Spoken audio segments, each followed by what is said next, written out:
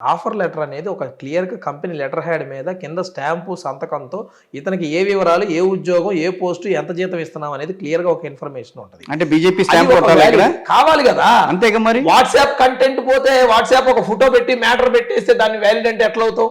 దాని video record ఏమైనా ఉందా? బీజేపీ కేంద్ర లెటర్ హ్యాడ్ మీద ఏమైనా రిలీజ్ చేశారా? పోనీ పవన్ కళ్యాణ్ ఒక అధికార ప్రతినిధి అనుకోలేదు, ఇప్పుడు ఒప్పుకుంటారా? దానికి వాళ్ళకు కూడా ఇంట్రెస్ట్ లేదండి. మా నాయకుడు యువనేత నారా లోకేష్ గారు చాలా క్లియర్ గా చెప్పారు, ముఖ్యమంత్రిగా చంద్రబాబు నాయుడు గారే ఉంటారు. చంద్రబాబు నాయుడు గారు మాత్రం చెప్పించారు కొంతమంది.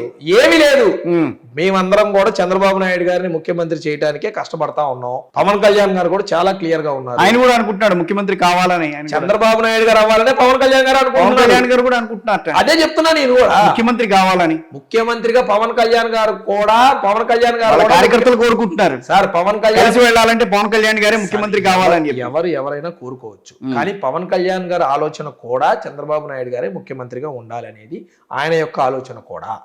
కేవలం ప్రభుత్వ వ్యతిరేక ఓటు అనేది చేరకూడదు, ఈ జగన్మోహన్ రెడ్డి ప్రభుత్వం అనేది మళ్ళీ రాకూడదు. భయం అంతా ఒక కారణంతో భయం అని ఎందుకు అనుకుంటారండి? రాష్ట్ర ప్రజల ఇబ్బందులండి. రాష్ట్ర ప్రజలు 2019 వరకు రాష్ట్ర ప్రజలు పడ్డ ఇబ్బందుల కంటే ఎక్కువగా ఉన్నాయి ఈ రోజున. నేను క్లియర్ గా ఎక్స్ప్లెయిన్ కూడా చేశా కదా. 2019 ముందు ఇబ్బందులు ఏమున్నాయి మేము చెప్పమంటున్నాం, ఇప్పుడు ఇబ్బందులు ఏమున్నాయి మేము బుక్ చేసి మరీ చెప్తా ఉన్నాం వర్గాల వారీగా. ఈ రోజు అదే చెప్తున్నా, గతంలో కూడా అదే చెప్తున్నా.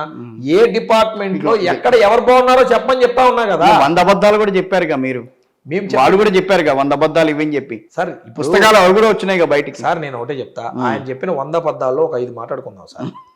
మాట్లాడుకుందాం, అది చాలా టైం పడుతుంది. ఒక 5 చెప్తున్నా. అందుకే పోలవరాన్ని ఏటీఎం గా వాడామన్నారు, మా బాబాయిని జగన్మోహన్ రెడ్డి సొంత బాబాయిని చంద్రబాబు నాయుడే చంపామన్నారు, నా కోడికత్తి గుచ్చింది చంద్రబాబు నాయుడే అన్నారు, పింక్ డైమండ్ పోయిందిరా బాబు అన్నారు కదా. సో అమరావతిని కమరావతి అన్నారు. మీరు అన్నట్టు జన్మభూమి కమిటీలు అన్నారు, జన్మభూమి కమిటీ అవినీతి అన్నారు. కనీసం ఈ 5 ఒక్కటన్నా నిరూపించగలిగారా? మీరు నిరూపించలేకపోయారుగా. మేమెందుకు నిరూపించలేదు? మీరు చెప్పాలి కదా. మీరు సార్ మేమెవరో నిరూపించడానికి ఈడీ 43,000 కోట్ల రూపాయల ఆస్తులు జప్తులు చేసింది సార్. ఈడీ ఎన్ఫోర్స్మెంట్ డైరెక్టరేట్ అదే టీడీపీ 43,000 కోట్ల రూపాయలు జప్తు చేసిందంటే 43,000 కోట్ల రూపాయల ఆస్తులు మట్టికే జప్తు చేసాం. ఇంకా చెయ్యక్కర్లేదు, ఇంకా లేదనే కదా, వాళ్ళకేం దొరకే కదా. 43,000 కోట్ల రూపాయల ఆస్తులు జప్తు చేసిన దాని గురించి ఇంకా బయటకు వస్తాయి. మరి అలా అనుకుంటే చంద్రబాబు నాయుడు గారు పిఏని అరెస్ట్ చేశారు మొన్న. ఆయన అరెస్ట్ చేస్తామనంటే ఆయన వెళ్ళిపోయి ఎక్కడో దాక్కున్నట్టు ఆయన. మరి ఇవన్నీ కూడా సాక్ష్యాలు బయటకు వస్తాయనే కదా అందరూ పక్కన ఒకటే చెప్తున్నా. బెయిల్ కోసం అందరూ కూడా పక్కలాడేది అందుకే కదా. సార్ మీరు ఏ ప్రశ్న అడిగినా మేము సాక్ష్యాలతో మాట్లాడటానికి సిద్ధంగా ఉన్నాం. వాళ్ళు సాక్ష్యాలకి మాట్లాడతామని వాళ్ళు అంటున్నారు. మరి అది వాళ్ళు ఇప్పుడు నేను అడిగేది అదే సార్. ఆయన మాజీ పిఏ ఆయన దగ్గర ఉద్యోగం మానేసి 3.5 సంవత్సరాలు అయింది. సరే, అతను అమెరికా వెళ్ళిపోయి కూడా 6 నెలలు అవుతుంది. ఇప్పుడు నోటీస్ ఇచ్చి మేము ఇప్పుడు రమ్మన్నాము, అతను లేడు అంటే ఎట్లా కుదురుతుంది? అతను ఏ కారణం చేత వెళ్ళాడో అతన్ని మీరు పెట్టుకోండి, మీరు పిలిపించుకోండి, మీరు చేసుకోండి, మేము వద్దంటే కదా. గవర్నమెంట్ మీ చేతిలోనే ఉంది కదా. గవర్నమెంట్ ఏమన్నా మాదే? మీ దగ్గర అధికారులు ఉన్నారు. ఏం మాట్లాడినా కూడా అచ్చెన్నాయుడు గారు అరెస్ట్ చేస్తేనేమో ఇదిగో ఈ రకంగా కక్ష సాధింపు దిగుతోందని చెప్పి అని అన్నారు. అది అయిపోయింది. సరే, ఏదో కేసు మీద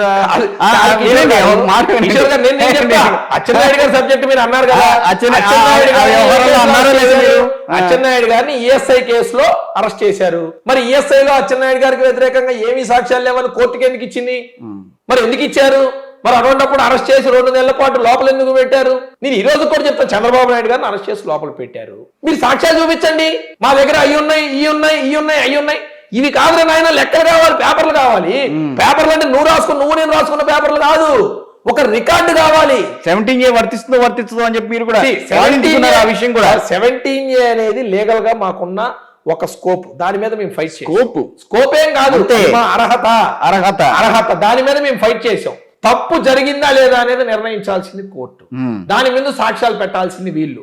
ఈ రోజు కూడా యాజ్ ఆఫ్ నౌ ఇవాల్టికి కూడా వాళ్ళు పెట్టిన ఏ కేసులో కూడా శాంటిటీ లేదు, సాక్ష్యం లేదు. నేను దమ్ముంటే రమ్మని చెప్తా ఉన్నా. కేవలం రెడ్లు మటుకే కేసులు పెడతా ఉన్నారు. పెట్టే వాళ్ళంతా రెడ్లే, విచారణ జరిపించే వాళ్ళంతా రెడ్లే. కులాలు ఎందుకు లేండి, ఇప్పుడు కులాల గురించి మనం ఎవరు చెప్పండి? ఇప్పుడు అమరావతి మీద కేసు వేసింది ఎవరు? రెడ్డి. ఆయన దాంట్లో లేడు. గౌతమ్ రెడ్డి ఉన్నాడా లేదా సార్? ఉన్నప్పుడే కదా కేసు వేసింది ఆ గౌతమ్ రెడ్డి. మరి అంతే సిఐడి కేసులు పెట్టింది ఎవరు? ఇవన్నీ మీరు తీయండి. ఏ కేసు మీరు పెట్టినా సరే, లేకపోతే స్కిల్ డెవలప్మెంట్ మీద కట్టిన రెడ్డి ఎవరు? ఇప్పుడు వాళ్ళు కేవలం వాళ్ళ స్వలాభం కోసం చంద్రబాబు నాయుడు గారిని ఎలా అయినా సరే అరెస్ట్ చేయాలని ఒకే ఒక కారణంతో కేసులు పెట్టి లోపల పెట్టారు తప్ప అధికార దుర్వినియోగం, మిస్లీనియస్ ఆఫ్ ద గవర్నమెంట్ తో వాళ్ళని అరెస్ట్ చేశారు తప్ప ఈ రోజు వరకు కూడా వాళ్ళ దగ్గర సాక్ష్యాలు లేవు.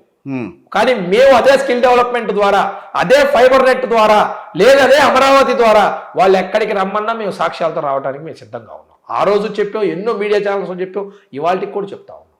సార్ స్కిల్ డెవలప్మెంట్ వల్ల బాగుపడ్డారు సార్. 2,19,000 మంది స్కిల్ డెవలప్మెంట్ లో పొందారు సార్. 63,000 మందికి ఉద్యోగాలు వచ్చినాయి సార్. నా దగ్గర డేటా ఉంది సార్, కావాలంటే విత్ ఫోన్ నెంబర్స్, ఏ జిల్లా, ఏ గ్రామం, ఏ ట్రైనింగ్ సెంటర్ లో ఇచ్చారనే సాక్ష్యాలు ఉన్నాయి. మెటీరియల్ ఎక్కడి నుంచి వచ్చింది, ఎక్కడ చేరింది, రిసీవ్డ్ కాపీ ఏంటి, దానిలో ట్రైనింగ్ అయిన విద్యార్థులు ఏంటి, వాళ్ళ సర్టిఫికెట్లు ఏంటి, ఒక పెద్ద వ్యవస్థ ఉంది సార్. అదంతా ఏమీ లేకుండా మీరంతా దోపిడీ చేశారంటే ఏం చెప్తాం? దోపిడీ చేస్తే సాక్ష్యం చెప్పండి.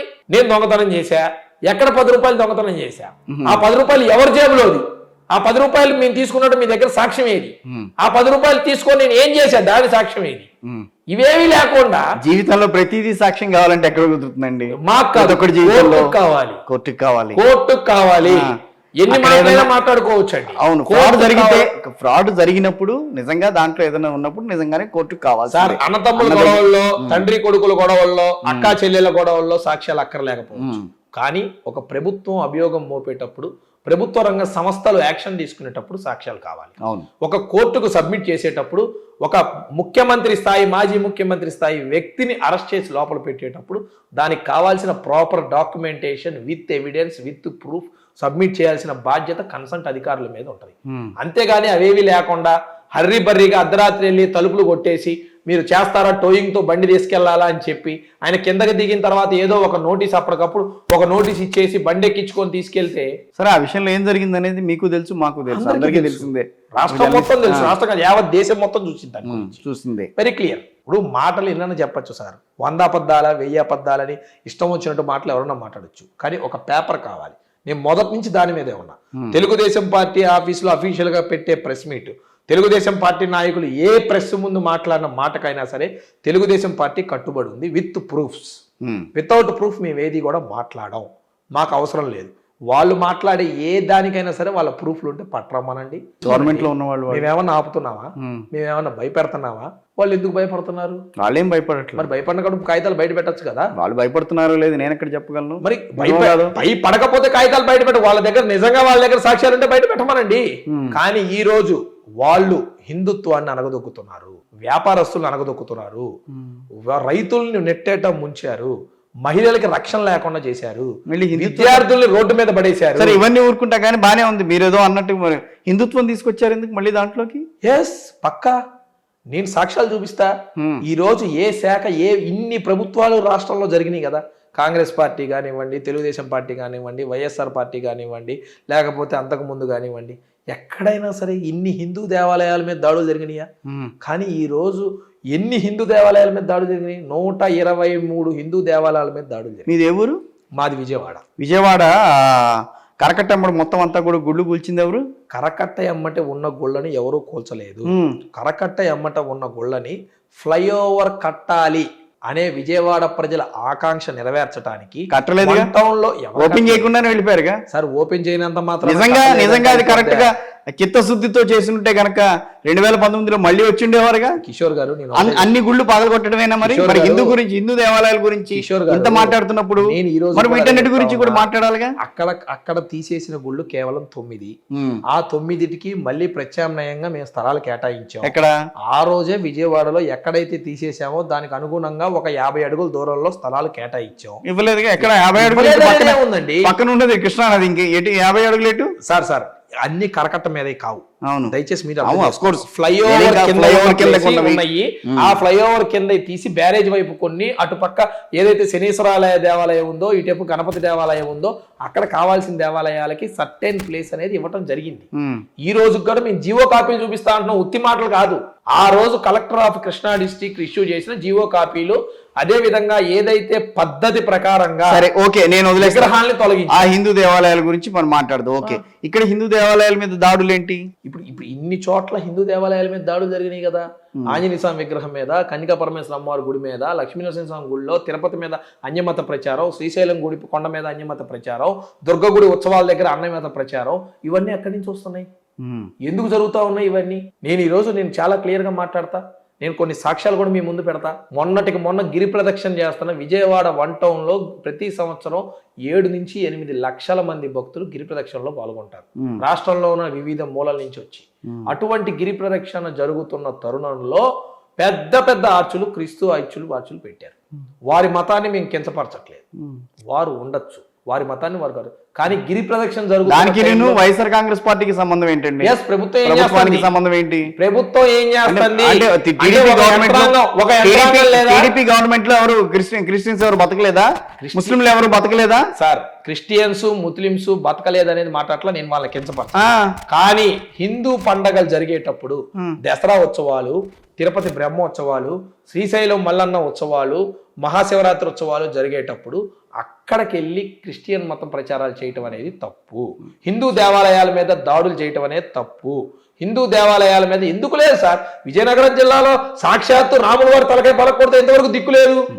ఎక్కడ నుంచి చెప్పండి? ఏమన్నాడు కొడాలని ఆ రోజు? పోయింది, ఏమైంది? వెండిపోతే 10 కేజీలు వెండిపోద్ది, దానికేంటి అనలేదా కొడాలని?